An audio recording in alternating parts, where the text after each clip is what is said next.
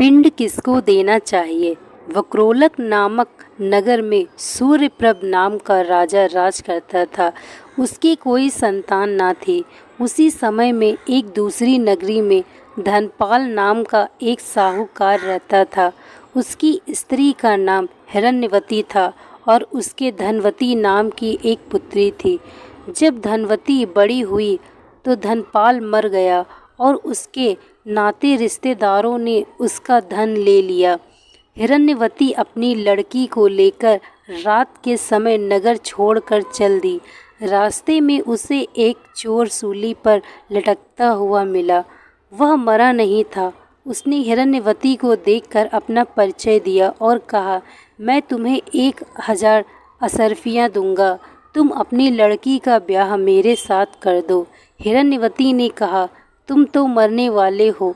चोर बोला, मेरे कोई पुत्र नहीं है और निपुते की परलोक में सदगति नहीं होती। अगर मेरी आज्ञा से और किसी से भी इसके पुत्र पैदा हो जाएगा तो मुझे सदगति मिल जाएगी। हिरण्यवती ने लोभ के वश होकर उसकी बात मान ली और धनवती का ब्याह उसके साथ कर दिया।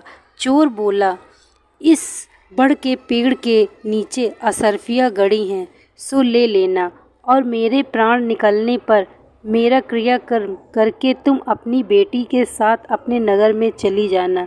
इतना कहकर चोर मर गया। हिरण्यवती ने जमीन खोदकर असरफियाँ निकाली, चोर का क्रियाकर्म किया और अपने नगर में लौट आई। उसी नगर में वसुदत्त नाम का एक गुरु था जिसके मनस्वामी नाम का शिष्य था। वह शिष्य एक वेश्या से प्रेम करता था। वेश्या उससे 500 असरफियाँ मांगती थी। वह वहाँ से लाकर देता। संयोग से धनवती ने मनस्वामी को देखा और वह उसे चाहने लगी। उसने अपनी दासी को उसके पास भेजा।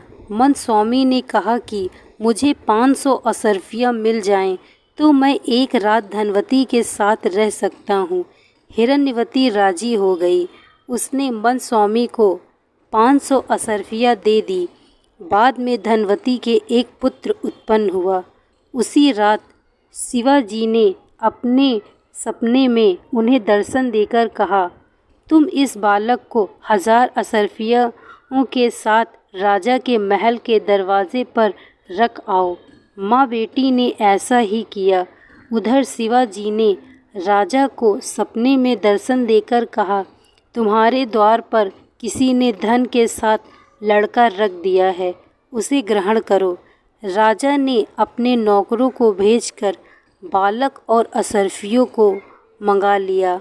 बालक का नाम उसने चंद्रप्रभ रखा। जब वह लड़का बड़ा हुआ तो उसे गद्दी सौंपकर राजा काशी चला गया और कुछ दिन बाद मर गया। पिता के ऋण के उऋण होने के लिए चंद्रप्रभ तीर्थ करने निकला। जब वह घूमते हुए गया कूप पहुंचा और पिंडदान किया तो उसमें से 3 हाथ एक साथ निकले।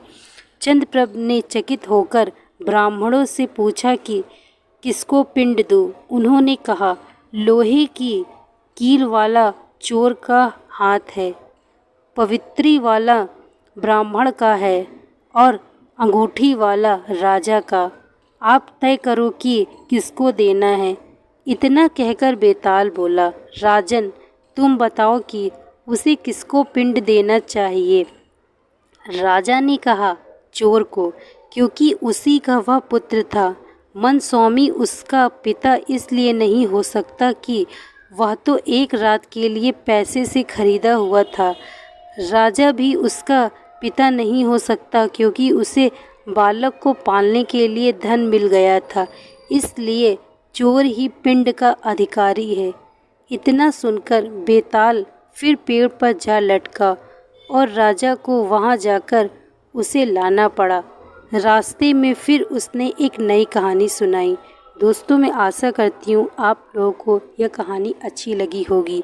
यदि कहानी अच्छी लगी हो तो वीडियो को लाइक तथा चैनल को सब्सक्राइब अवश्य करें। Thank you so much watching this video. Like, share and subscribe.